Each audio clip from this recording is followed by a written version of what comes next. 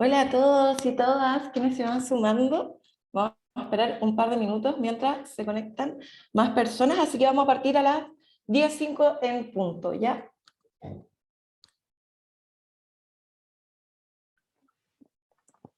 Yo también, mientras tanto, ir saludando a todos los que se están sumando. Bienvenidos y partimos en unos minutitos más. Voy a ir compartiendo la pantalla mientras tanto para que tengamos la presentación lista.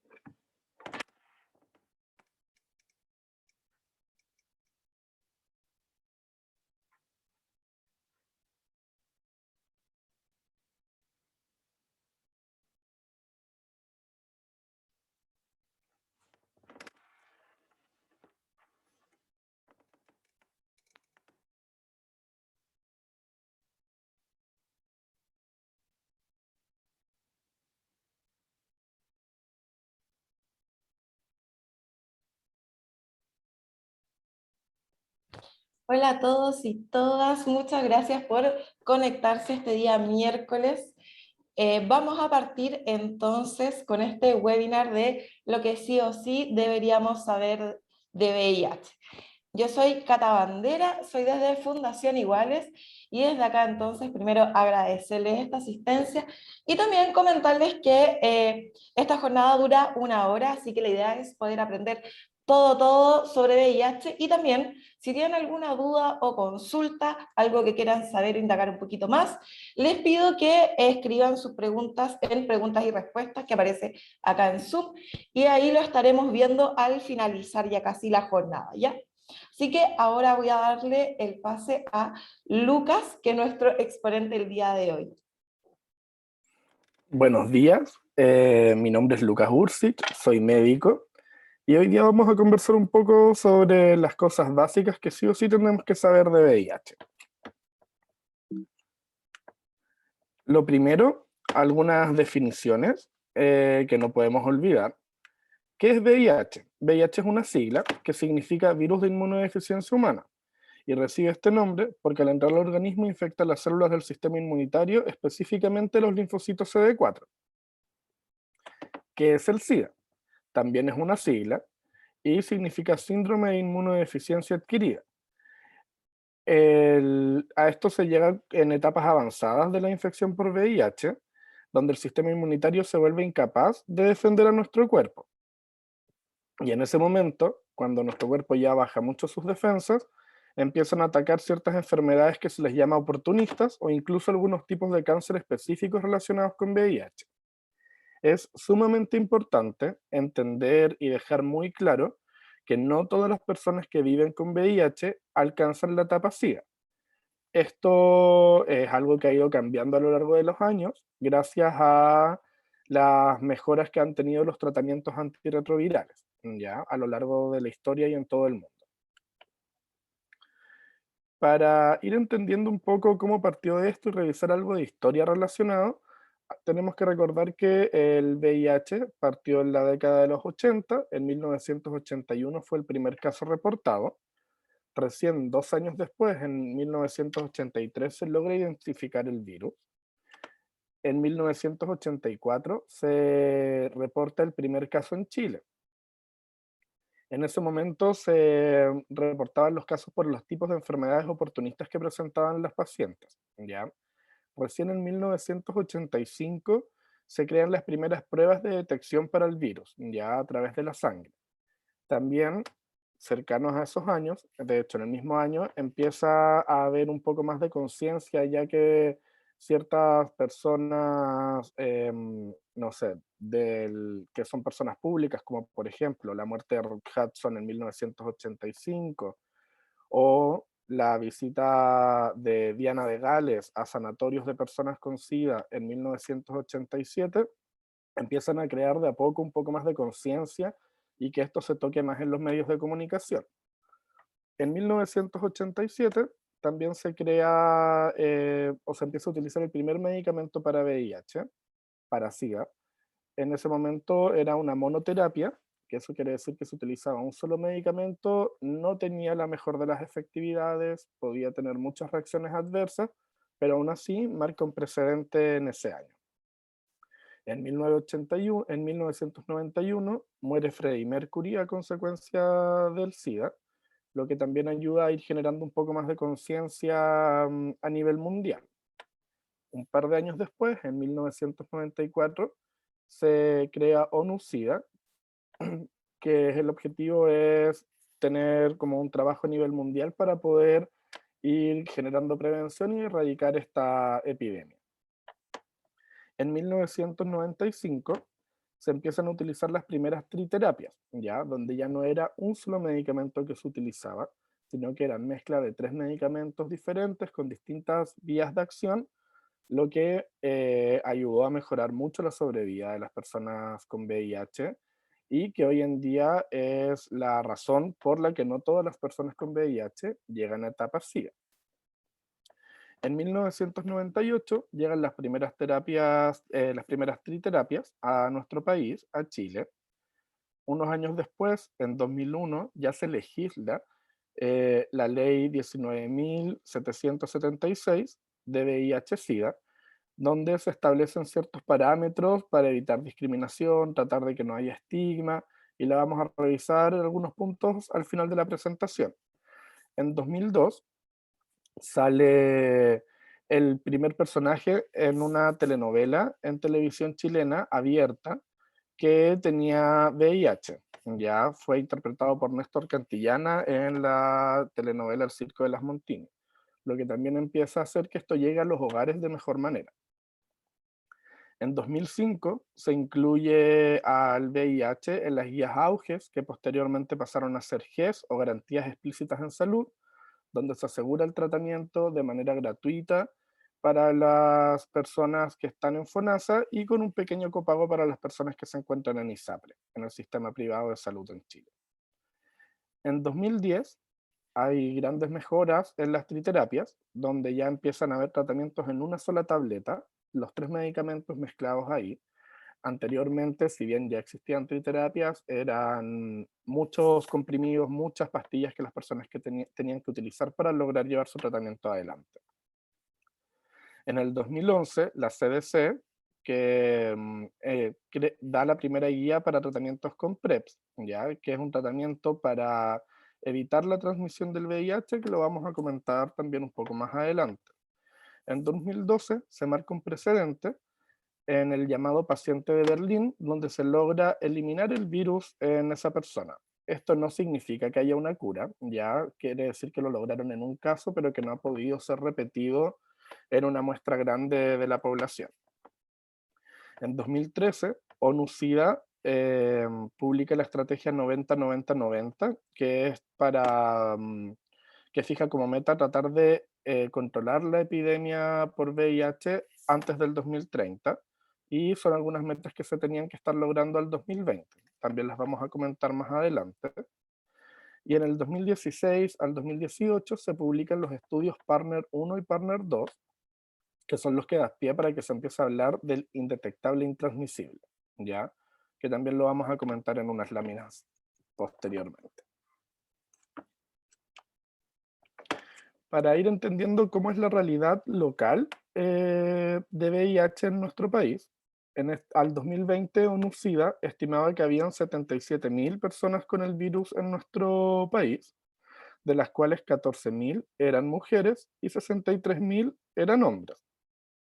Me avisaron antes de partir de que en esta presentación también habían algunas personas que no eran de Chile inscritas, así que para dar igual un contexto mundial, ONU-SIDA al 2020 estimaba que habían 37,7 millones de personas viviendo con VIH en el mundo. ¿Cómo ha sido la evolución de casos confirmados o la detección de casos confirmados hasta el 2021 según el ISP aquí en Chile? ¿Ya? Como se ve en el gráfico, en el año 2017, 2018 hubo un alza muy importante. Posteriormente, en el 2019 baja un poco. Ahí hay que recordar que también en Chile vivimos el proceso de estallido social, entonces también el número de testeos probablemente haya disminuido. Y después hubo una caída bastante brusca en el año 2020 que se ha mantenido en el año 2021. Ahí también tenemos que recordar que esto no quiere decir que se haya controlado de manera mágica la epidemia o el aumento de casos, sino que la capacidad de acceso a la salud se vio muy golpeada durante la pandemia. Se priorizaron mucho los temas relacionados con COVID y otras cosas se fueron dejando de lado. Ya partiendo a hablar directamente sobre VIH, ¿cuáles son las vías de transmisión? Existe la vía de transmisión sanguínea. Esto en los 80, por ejemplo, incluía las transfusiones sanguíneas. Posteriormente, en este rato en Chile, toda la sangre de los bancos para donaciones de sangre está testeada, así que eso está completamente eliminado. Pero se mantiene, por ejemplo, las personas que por uso de drogas comparten jeringas o también contacto de sangre con heridas abiertas. También está la vía sexual, ya por contacto a través de penetración, ya sea vaginal, anal. Esta sin duda es la vía de transmisión principal en nuestro país en este rato. Y también existe la vía vertical de una madre durante el embarazo. Ya también esto incluye, por ejemplo, la lactancia o el canal del parto. Si bien la vía vertical es una de las vías de transmisión, hoy en día, si la mujer que está embarazada se encuentra en tratamiento, puede llevar adelante su embarazo sin problema y poder evitar la transmisión hacia el feto o el hijo que va a parir. ¿Cuáles son las fases de la infección por VIH? Son 3 fases. La primera es una fase aguda, Ya, en esta fase aguda hay una gran cantidad del virus en la sangre y es de muy fácil transmisión. Ya tiene un tiempo de duración variable, puede durar desde algunos días hasta varias semanas, y en algunos casos puede presentar síntomas en esta primera etapa. Ya, los síntomas son bastante inespecíficos, muchas veces se confunden con otra cosa, por ejemplo, con un estado gripal, ya que puede haber, por ejemplo, fiebre, inflamación de algunos ganglios cervicales o en alguna otra zona del cuerpo, puede haber tos, malestar general, dolores musculares. La mayoría de las veces no da una señal de alarma en ese momento. Posterior a esta fase aguda, se pasa a una fase crónica, ¿ya? Que es la fase 2. En esta fase, generalmente es asintomática o de latencia clínica, ya no hay ningún tipo de síntoma. El virus sigue estando activo, pero en niveles mucho más bajos. A pesar de que está en niveles más bajos, aún es posible la transmisión. Esta fase puede tener una duración variable, llegando a durar varios años. Durante esta infección crónica, como les decía, sí se puede transmitir el virus, siempre y cuando que el paciente no se encuentre indetectable, ¿ya? Indetectable se llama cuando la cantidad de virus en sangre es tan baja, gracias a los tratamientos, que no se puede cuantificar en exámenes de laboratorio. Si es que la persona no sigue el tratamiento, no logra estar indetectable con el paso del tiempo, el virus va a ir aumentando en su sangre y va a empezar a dañar nuestro sistema inmune disminuyendo el número de células CD4, ¿ya? Cuando eso sucede, se pasa a la fase 3, que ya es la fase SIA o síndrome de inmunodeficiencia adquirida. En esta fase hay un gran número de partículas del virus, por lo que hace que una persona que tenga sexo sin protección pueda tener una gran cantidad de posibilidades de transmitir el virus. En este momento se diagnostica la etapa 3, la fase 3, cuando el recuento de CD4 cae por a menos de 200 células por mililitro, o si es que ya se empiezan a presentar algunas infecciones o enfermedades oportunistas. Dentro de esas hay ciertas enfermedades a la piel, algunos tipos de cáncer, neumonias que son por bacterias o agentes patógenos que no son comunes en el normal de la población. Sin tratamiento, las personas que están en etapa SIDA aproximadamente pueden tener una sobrevida de 3 años. Esto es según información de la CDC. ¿Cómo podemos prevenir una transmisión por VIH? Acá hay que hablar de prevención combinada, donde se mezclan 3 dimensiones. La primera de esas dimensiones es la dimensión biomédica. En esta dimensión, por ejemplo, encontramos el testeo, ya los exámenes de sangre o test rápido para poder detectar el virus en nuestro cuerpo. También obviamente tenemos los tratamientos antirretrovirales para poder mantener bajo control la cantidad de virus que presentamos. También aquí tenemos los métodos de barrera, donde los principales son el condón de pene o de vagina, ya que evitan el contacto de fluidos en el acto sexual. Y también tenemos los tratamientos que pueden seguir las mujeres embarazadas durante el curso de su embarazo para evitar la transmisión vertical.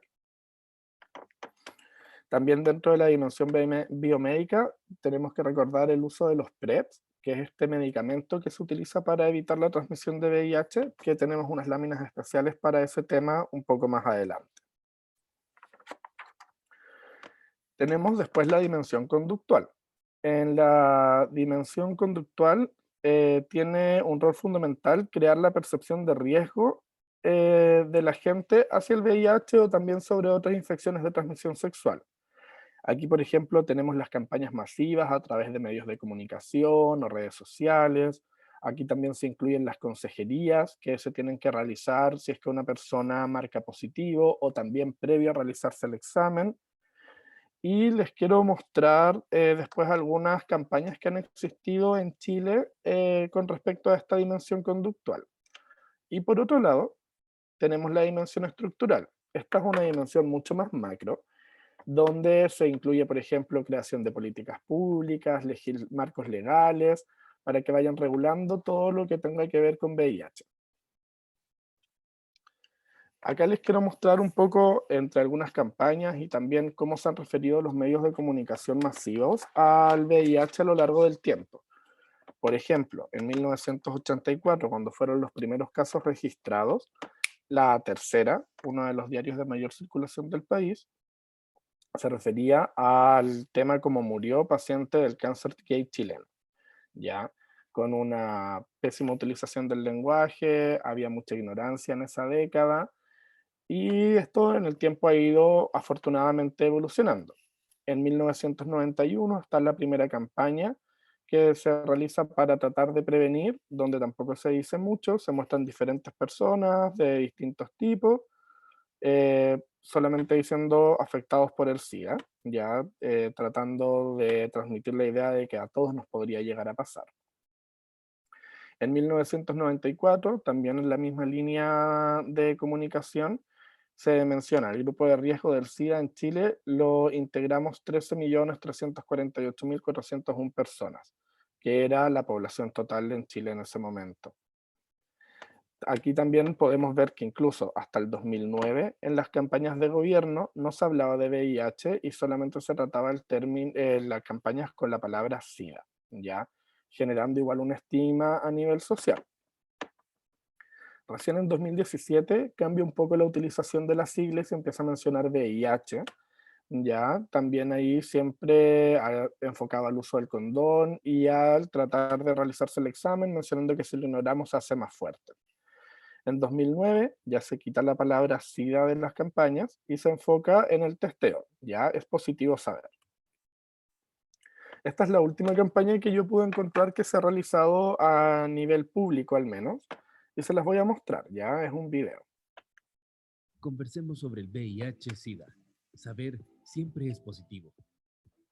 Hola, por algún motivo ha sido un tema complicado, pero ya es tiempo de conversar. Hablar del VIH te cuida del VIH. Primero, lo básico. El VIH es el virus de inmunodeficiencia humana. Una persona puede convivir años con el virus y no desarrollar. SIDA es el síndrome de inmunodeficiencia adquirida y se refiere a las etapas más avanzadas con síntomas y malestares. La transmisión puede ser a través de relaciones sexuales no protegidas.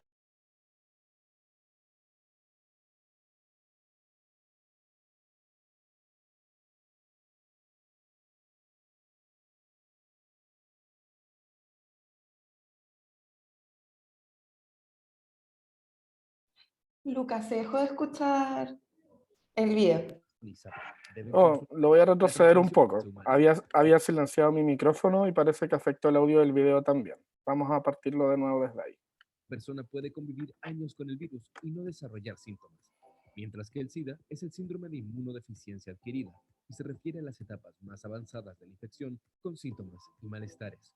La transmisión puede ser a través de relaciones sexuales no protegidas, intercambio de jeringas y transfusiones de sangre, y desde una madre con VIH a su hijo durante el embarazo, parto o lactancia. La única forma de detectarlo es mediante un examen específico que puedes hacer en el centro de salud más cercano. El tratamiento VIH es gratuito en el sistema público o para usuarios FONASA y o PRICE. Las personas con ISAPRE deben consultar directamente con su prestador. Puedes prevenirlo usando siempre condón masculino o femenino, cuidándote de otras infecciones de transmisión sexual. Además, si por algún motivo tienes conductas de riesgo y de alta exposición al VIH, existe un fármaco antirretroviral preventivo conocido como PrEP, al que puedes acceder en establecimientos de salud, y un tratamiento para prevenir el VIH en situaciones de violencia sexual y accidentes cortopunzantes del equipo de salud, que se conoce como PEP. Y recuerda que para evitar el VIH, a través de transfusiones, desde 1987 se realiza un testeo en la sangre de los donantes. No tengas miedo, siempre recibirás orientación, ayuda y acompañamiento. Saber siempre es positivo. Ministerio de Salud, Gobierno de Chile. Bueno, sin duda, si revisamos cómo se han referido los medios de comunicación o las campañas de prevención desde los años 80, 90 hasta ahora, ha habido una tremenda evolución, ha mejorado mucho el uso del lenguaje, se han vuelto mucho más respetuosas y claramente se está tratando de disminuir también el estigma social que el VIH o el SIDA significan. Sin embargo, igual hay algunas cosas que quedan al debe. Por ejemplo, aún en esta campaña que es del 2021, que es del gobierno, se omite la importancia de la buena adherencia a los tratamientos o el concepto de indetectable e intransmisible. ¿Ya? Si una persona está con VIH y no tiene una buena adherencia a su tratamiento, y eso hace que no logre estar indetectable, también es una persona que puede estar transmitiendo el virus si tiene sexo sin protección, ¿ya? En cambio, si una persona se encuentra en un tratamiento con una buena adherencia, que lo toma todos los días durante un tiempo prolongado, logra estar indetectable y aunque tenga sexo sin protección, el virus no va a ser transmitido, ¿ya? También, por ejemplo, otro tema que no está relacionado con VIH, pero que igual falla un poco esta campaña, es que se refiere al condón masculino y femenino, asumiendo que todas las personas que tienen pene son hombres y todas las personas que tienen vagina son mujeres, ¿ya? Y hoy en día, bueno, y también en la historia hacia atrás, eso no necesariamente es así, deja bien excluida o en una mala posición a las personas que son trans. Yendo ya hacia el tratamiento. El tratamiento del VIH implica tomar medicamentos que reducen la cantidad del virus en el cuerpo. Estos tratamientos o estos medicamentos se utilizan a diario, ¿ya? Y en general, después de 6 meses siguiendo con buena adherencia el tratamiento, la gran mayoría de las personas con VIH logran estar indetectables. A estos tratamientos se les llama terapia antirretrovirales y se abrevian normalmente como TARV. Hay que destacar que si bien han habido casos anecdóticos o especiales a lo largo de la historia en los que se ha podido eliminar el VIH del cuerpo, no hay una cura eficaz para toda la población para la infección de VIH. Pero con una atención médica adecuada se puede controlar muy bien la presencia del virus en nuestro cuerpo. La mayoría de las personas logran tener el virus bajo control en un plazo de 6 meses, como les comentaba hace un momento, y es importante destacar que los TARP o las terapias antirretrovirales solamente actúan sobre el VIH, pero no previenen la transmisión de otras enfermedades, de otras infecciones de transmisión sexual. Cuando una persona ya lleva 6 meses con un buen tratamiento, con una buena adherencia, generalmente logra estar indetectable, lo que lo vuelve intransmisible, ¿ya? Una persona que se encuentra con una supresión viral no transmite el virus, ¿ya? Eso es súper importante que lo tengamos presente. Esto es una información oficial, por ejemplo, de la página de ONU-SIDA del 2018. Acá les voy a dejar un video, no se los mostré antes como parte de las campañas, ya que no es algo del gobierno, sino que está hecho por otra organización que se llama AHF Chile, donde trata un poco este tema. Se los voy a dejar a continuación.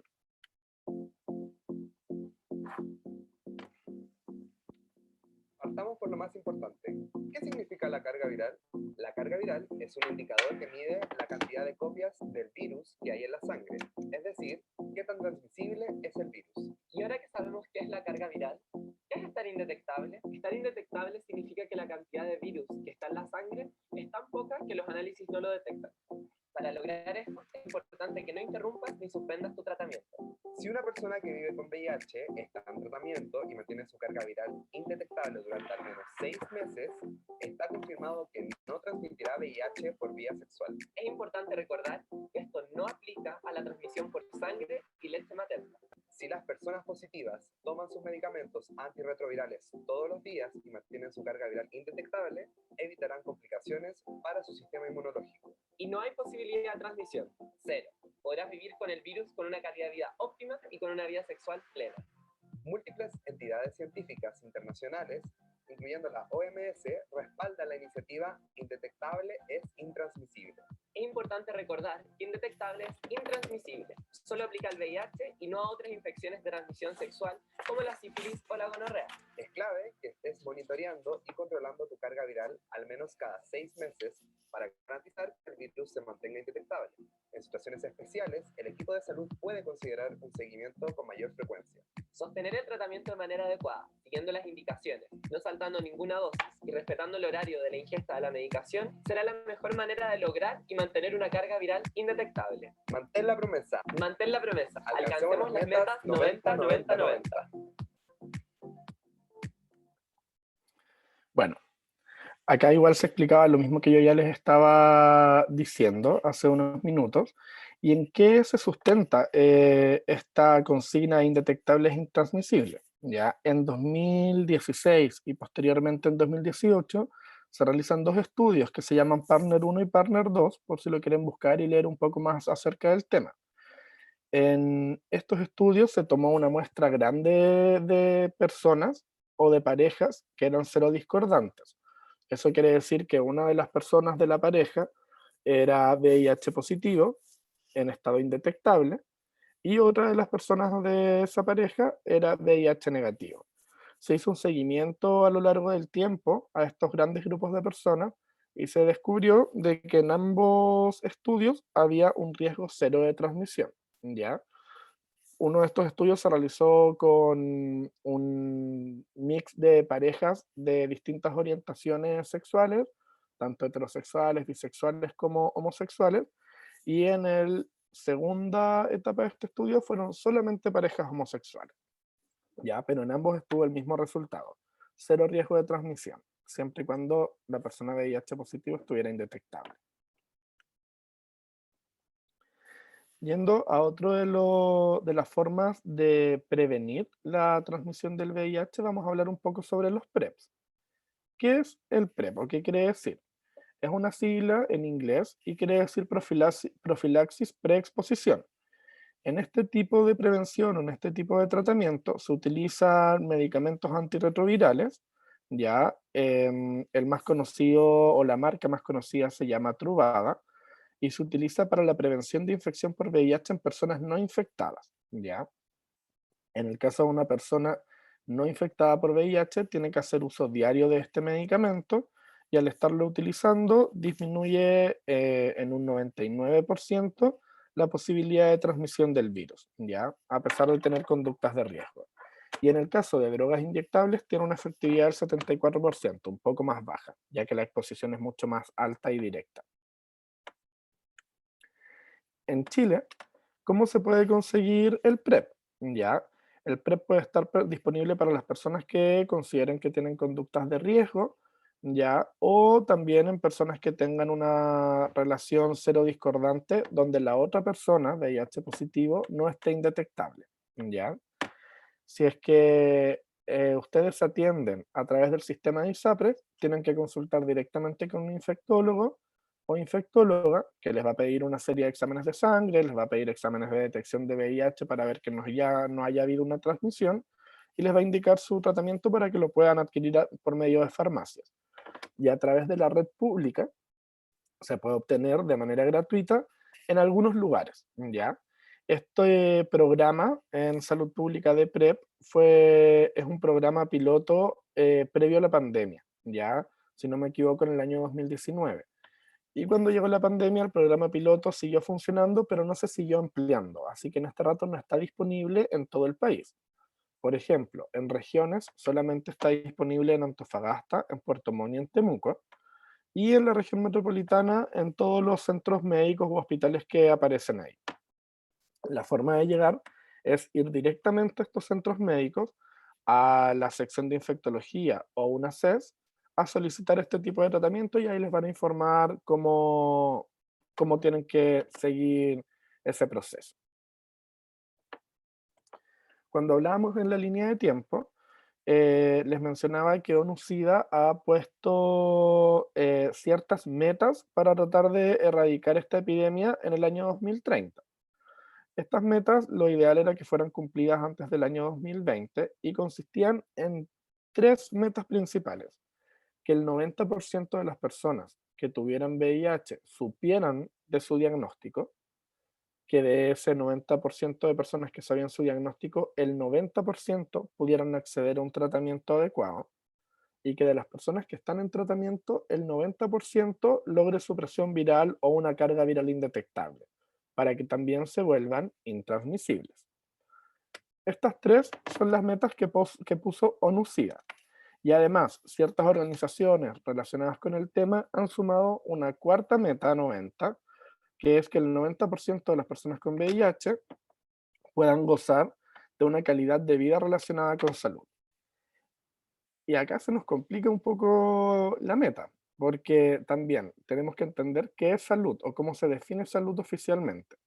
La Organización Mundial de la Salud define salud como es un estado completo de bienestar físico, mental y social, y no solamente la ausencia de afecciones o enfermedades, ¿ya? Es un concepto bastante amplio en el que no solamente, como se dice en la definición, tiene que ver con la ausencia de enfermedad o de síntomas, sino que habla de una calidad de vida a un nivel mucho más amplio, a un bienestar completo. Y para lograr ese bienestar completo, también fuera del tema de los tratamientos, la supresión viral, el diagnóstico, es importante acabar con el estigma, ¿ya? Muchas de las personas que tienen VIH sufren más por el estigma social que se provoca en algunas situaciones, más que por las consecuencias directamente de la enfermedad a nivel físico. ¿Cómo vamos con las metas en Chile? ¿Ya? Como les mostraba en las primeras diapositivas, según UNUCIDA, en 2020 en Chile, se estimaba 77.000 personas que eran portadoras del virus, de las cuales 70.000 conocían su estatus. En ese sentido se estaría cumpliendo con la meta, con la primera meta 90. Pero de ahí en las otras dos metas vamos muy lento, ¿ya? Solamente 54.000 personas estaban en terapia antirretroviral, que equivale al 70%, y de esas personas que están en terapia antirretroviral, solamente el 63% o 49.000 personas están logrando una supresión viral completa o una carga viral indetectable. No han habido cifras actualizadas en los últimos 2 años, pero si nos guiamos por esto, queda mucho trabajo por delante. También les quería mostrar este número, que si bien no tiene que ver directamente con las metas 90-90-90, creo que es muy importante que todos lo conozcamos, que es que el 30% de las personas diagnosticadas por VIH inicialmente parten con un recuento de CD4 menor a 200 células por mililitro, ¿ya? Esto quiere decir de que el 30% cuando se detecta el VIH ya se encuentran en etapa SIDA, ¿ya? Y esto podría cambiar si todas las personas nos realizáramos un examen de detección para VIH de manera precoz, ¿ya? Ojalá de manera anual si tenemos una vida sexual activa e incluso un poco más frecuente si además de tener una vida sexual activa tenemos algunas conductas de riesgo, ¿ya? Hay que recordar que para llegar a esta etapa, ya de un recuento de CD4 menor a 200 células por mililitro, tienen que haber pasado muchos años con la infección por VIH sin que la hayamos detectado, ¿ya? Así que muy importante ir a los centros médicos más cercanos, realizarse el examen de manera precoz y de manera rutinaria para que también este número vaya cambiando. También aquí, como estamos enfocados, o es una charla enfocada a empresas, me pareció importante mostrarles algunos extractos de la ley 19.779, que es la que regula el VIH en Chile. Y les quiero mencionar dos secciones de esta ley. La primera es que para la realización del examen de detección para el VIH, sí o sí tiene que ser voluntario y confidencial. Nadie, nada ni nadie nos puede obligar a realizarnos el examen si no queremos, ¿ya? Y es importante que para asegurar esta voluntariedad y confidencialidad haya un consentimiento firmado por escrito de la persona que se somete a dicho examen. Eso por un lado. Y otro artículo que les quiero mencionar es el que aparece a continuación, donde se prohíbe expresamente exigir la realización del examen o condicionar sus resultados en la contratación de trabajadores, en la permanencia y promoción del empleo, en el ingreso, permanencia y promoción a los establecimientos educacionales y en el ingreso y atención de los afectados en establecimientos de salud públicos o privados. En resumen, ¿de qué nos habla este artículo? Que el estatus serológico, ya el hecho de ser VIH positivo, no puede condicionar que nos contraten, que nos asciendan en un trabajo, o tampoco puede condicionar nuestro ingreso o permanencia a sistemas de educación o a sistemas de salud públicos o privados. Ya es súper importante que esto lo tengan presente. Si llegan a ver alguna actitud que dista de esta regla, es importante hacer la denuncia correspondiente. Y también les quiero dejar esta diapositiva que después van a poder revisar, donde aparecen las fuentes en las que basé esta presentación, ¿ya? Aquí en este momento tenemos un tiempo que es más bien acotado, ¿ya? Entonces hay muchas cosas que quizás pueden ir quedando en el tintero, pero en estas diferentes páginas pueden encontrar más información al respecto en un detalle mucho más preciso, así que se las dejo también por si tienen un poco más de ganas de aprender o de buscar. Y con esa diapositiva doy por terminada la presentación y vamos a dejar un espacio abierto para que puedan realizar sus dudas, sus preguntas y podamos ir conversando un poco más sobre el tema. Muchas gracias, Lucas. Ha sido muy interesante esta exposición. Acá ya teníamos un par de comentarios también que decían que no tenían ni idea de la existencia de la carga viral indetectable y por ende intransmisible, ¿no? Qué importante saber este tipo de contenido que muchas veces es difícil llegar. Desde ahí entonces ya tenemos algunas preguntas. Vamos a partir con la primera y preguntan sobre el PrEP en particular, ¿no? Preguntan si es gratuito solo para las personas que son FONASA. Sí, en este momento es gratuito solo para las personas que son FONASA y que acceden a través de la red pública en los hospitales que aparecían mencionados, ya varias en la región metropolitana y en regiones en Antofagasta, Temuco y Puerto Montt, ¿ya? Para las personas que son ISAPRE, hay un tema de copago, ¿ya? Entonces ahí lo tienen que ver directamente con su infectólogo. Hoy en día, si bien la marca o el medicamento más conocido es Truvada, hay bastantes otros medicamentos con la misma combinación de medicamentos en una versión genérica y pueden obtenerse a un bajo costo, ¿ya? Entonces, si bien no son gratuitos, no es algo inalcanzable. Si están interesados, consulten con su infectólogo a través de su plan de ISAPRE y les va a entregar toda la información y se van a dar cuenta de que es muy accesible. Y en esa misma línea también preguntan si se requiere el PrEP y el paciente es ISAPRE, ¿se hace por la red privada entonces? Sí, ¿Cómo se hace? consultas directamente, pides una hora pagada con un bono de tu ISAPRE o con un reembolso, con un infectólogo o una infectóloga. Te van a pedir una serie de exámenes que son de rutina. Primero, detectar que no haya VIH presente en el paciente que está consultando, y además hacen pruebas renales o hepáticas para ver que no haya algún daño hepático o renal previo que pudiera contraindicar el uso de este medicamento. Si eso se encuentra todo en orden, si nuestro hígado está funcionando de manera adecuada, nuestro riñón está funcionando de manera adecuada, se puede acceder a este medicamento. Y al igual que las personas VIH positivas que buscan estar indetectables, es importante que las personas que sigan un tratamiento preventivo con PrEP mantengan una buena adherencia al tratamiento. Ya, si tenemos el frasco de pastillas sobre el velador y lo tomamos 3 veces a la semana en vez de los 7 veces a la semana, obviamente el tratamiento no va a cumplir con su efectividad. Entonces ahí también es importante que si seguimos este camino, lo hagamos con la responsabilidad necesaria. Maravilloso. Y en esta misma línea vamos a seguir un poco con el PrEP. Hay varias consultas respecto a eso, ¿no? Preguntan, ¿puede una persona indetectable tomar el PrEP o solo lo puede tomar alguien si no tienes ningún porcentaje de contagio? No, el PrEP es para personas que no tienen VIH, ya que son VIH negativas.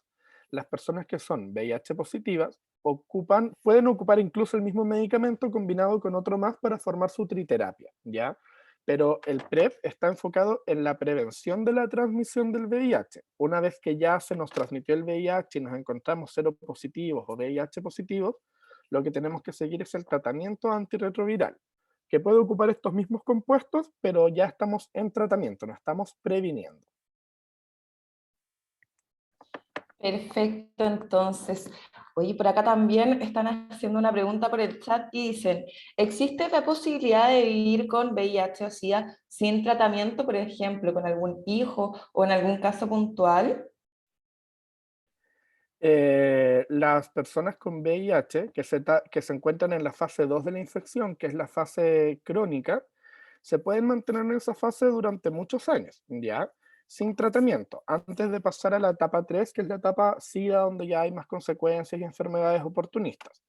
El tema es que en esa fase 2, en esa fase crónica, si bien no hay síntomas, no hay molestias, el virus empieza lentamente a crecer en cantidad en nuestro cuerpo, y al ir creciendo en cantidad va dañando nuestra célula CD4, que es la célula del sistema inmune que se mide para ver cómo estamos con el tema del VIH.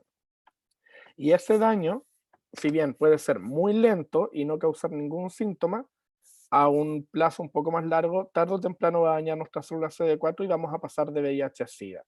Y ahí sí vienen todas las consecuencias que en un tiempo más pueden llevar incluso a la muerte, ¿ya?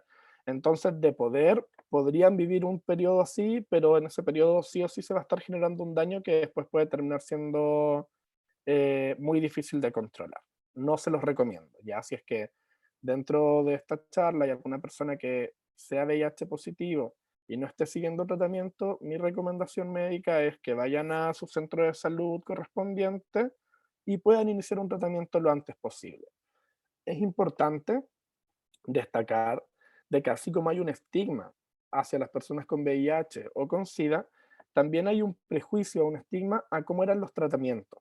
Muchas personas aún tienen en mente cómo eran los tratamientos cuando partieron en la década del 90 o a fines de los 80, y en ese momento efectivamente eran tratamientos muy agresivos, eran muchas pastillas al día y además podían generar reacciones adversas muy importantes. Hoy en día, con toda la tecnología de la industria farmacéutica, los medicamentos son un comprimido al día en muchos casos, muy bien tolerado, con reacciones adversas muy, muy bajas, y en general, cuando se presentan reacciones adversas son muy limitadas. Es el primer mes de tratamiento mientras el cuerpo se acostumbra, y después se pasan y se vuelve un tratamiento bien tolerable que incluso puedes olvidar que lo estás tomando a diario, ¿ya? Entonces, en ese sentido, el llamado es siempre a mantener un tratamiento adecuado y con buena adherencia, a no soltar el tratamiento a medio camino.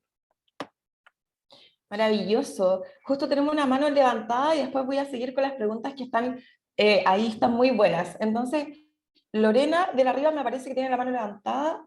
No sé si alguien quiere comentarnos algo.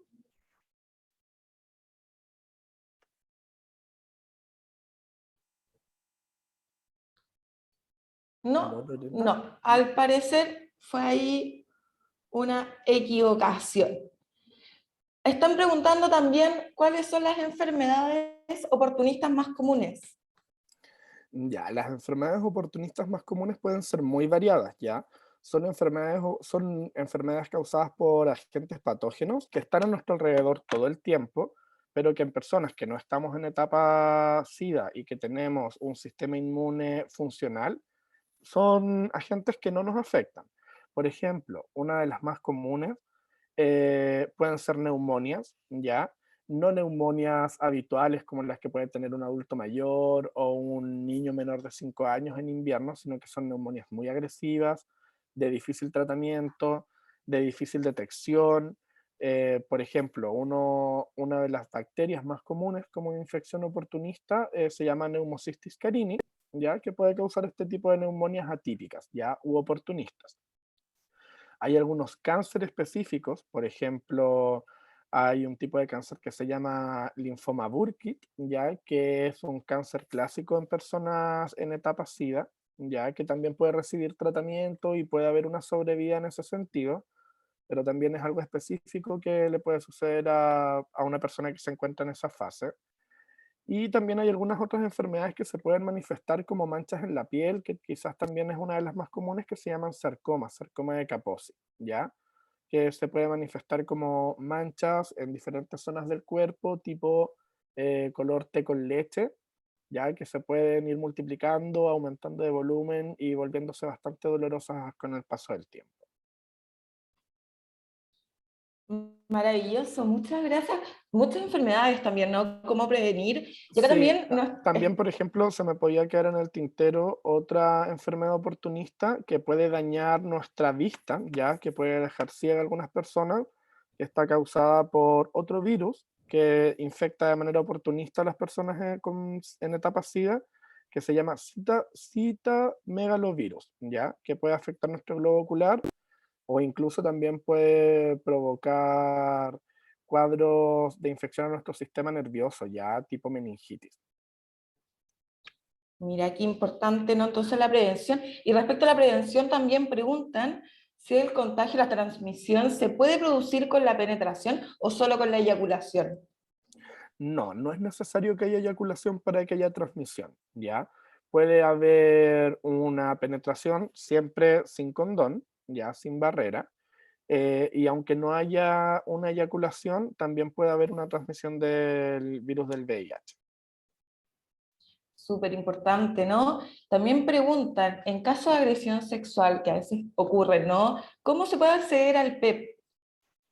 Ya, en caso de agresión sexual, ahí hay que denunciarla inmediatamente y se tiene que ir a un servicio de urgencias lo antes posible, ¿ya?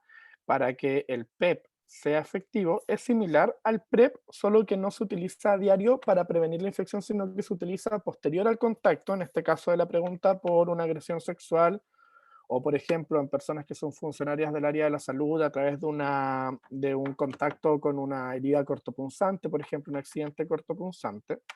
Es importante que se acceda al PEP en las 48 horas después de la exposición. Si uno va una semana después, un mes después a hacer la consulta a la urgencia o a denunciar, el PEP ya no tiene efectividad. Y si es que hubo contacto del virus, puede que ya haya existido una transmisión. Tiene que realizarse en el sistema de salud correspondiente en las primeras 48 horas después de la exposición. Mientras antes, mejor. Súper, vamos a ir ya con las últimas dos preguntas casi ya para ir cerrando. Importante, ¿hay riesgo de contagio en relaciones sexuales entre mujeres? Puede haber riesgo de contagio en relaciones entre mujeres, especialmente, por ejemplo, porque a nivel vaginal o incluso cuando existe, por ejemplo, juegos o conducta sexual que tenga que ver con manos, por ejemplo, nosotros podemos tener pequeñas heridas en ciertas zonas de nuestro cuerpo que ni siquiera estemos conscientes de ellas, ¿ya? Y el contacto de esos fluidos sí puede existir, sí, en ese contacto de fluidos sí puede haber transmisión del virus del VIH y también de otras infecciones de transmisión sexual. Acá hay que recordar que esta charla está enfocada en VIH, pero no hay que olvidar que también hay otras infecciones que prevenir, en las que no nos enfocamos hoy día. Entonces el llamado es a, ojalá, disminuir las conductas de riesgo en todo tipo de contacto, ya sea heterosexual u homosexual entre hombres o mujeres, o personas con pene y con vagina. Súper. Y ya acá la última pregunta dice, me gustaría si nos pueden comentar algo respecto a la preexistencia de VIH en relación a los seguros médicos, los planes de salud.